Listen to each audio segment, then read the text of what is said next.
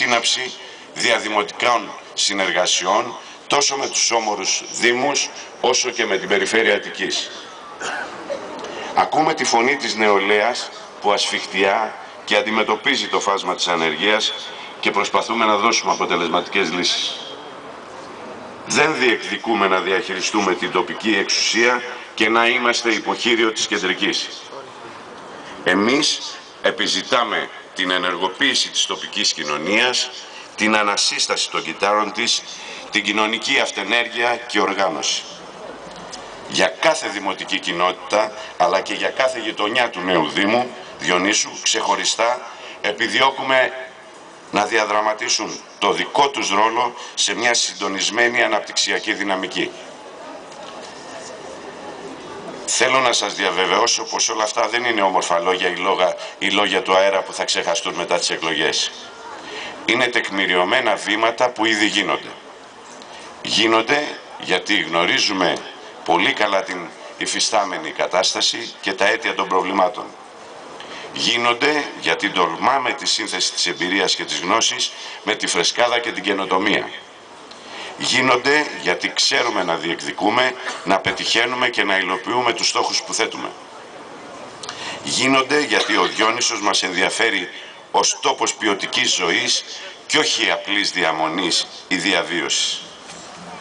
Γίνονται γιατί μπορούμε, γνωρίζουμε να ανοίξουμε όλους τους δρόμους που οδηγούν στις λύσεις.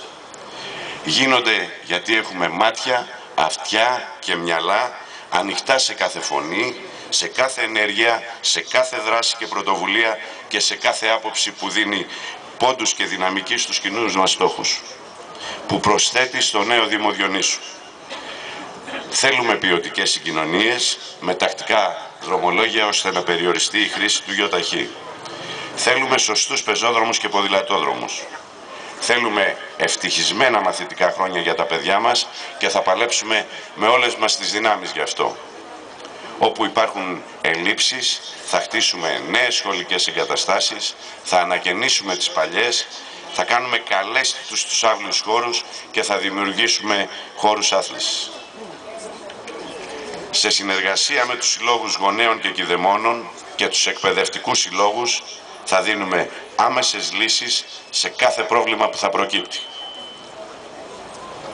Η ισόρροπη ανάπτυξη του Δήμου μας προϋποθέτει την ανάπτυξη όλων των περιοχών της μέσα από την ολοκλήρωση των υποδομών, την προώθηση και κατασκευή νέων και την αξιοποίηση όλων των συγκροτικών της πλεονεκτημάτων.